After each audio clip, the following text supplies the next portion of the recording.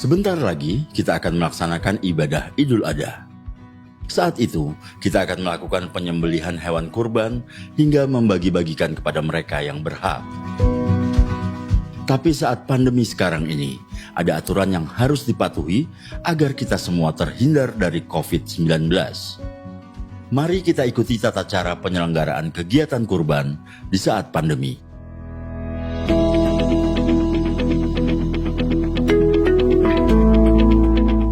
Dari rumah, petugas pemotongan wajib memakai masker dan menggunakan baju lengan panjang.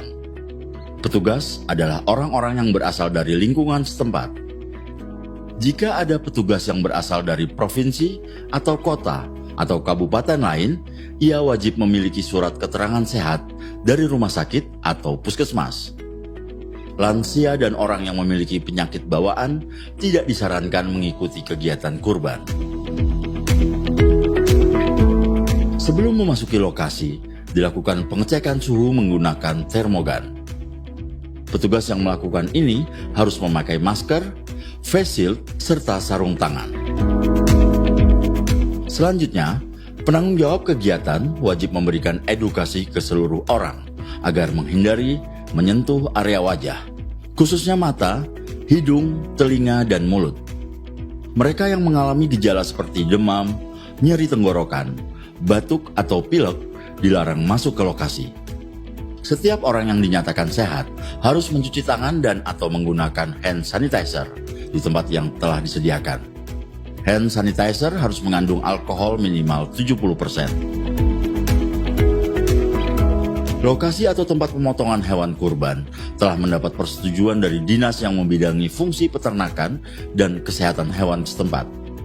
Kegiatannya pun hanya dihadiri oleh panitia dan petugas, serta dalam jumlah yang terbatas.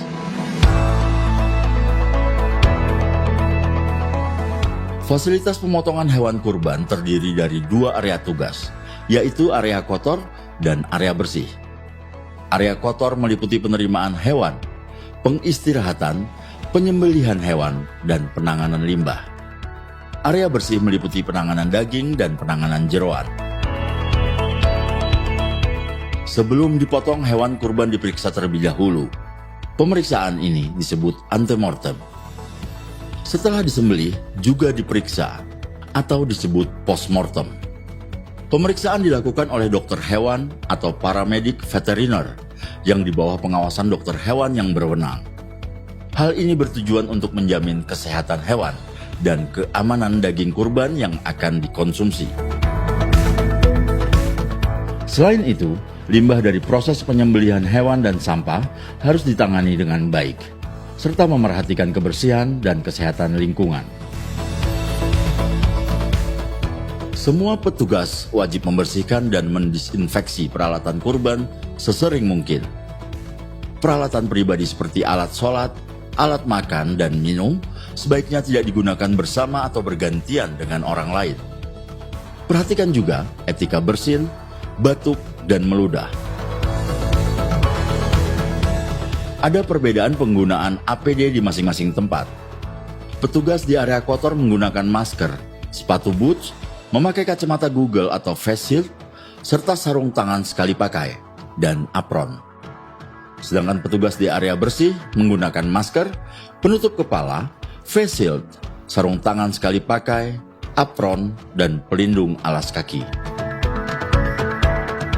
Meski sudah dilengkapi dengan alat pelindung diri, petugas tetap menjaga jarak minimal 1 meter dan tidak melakukan kontak langsung dengan orang lain.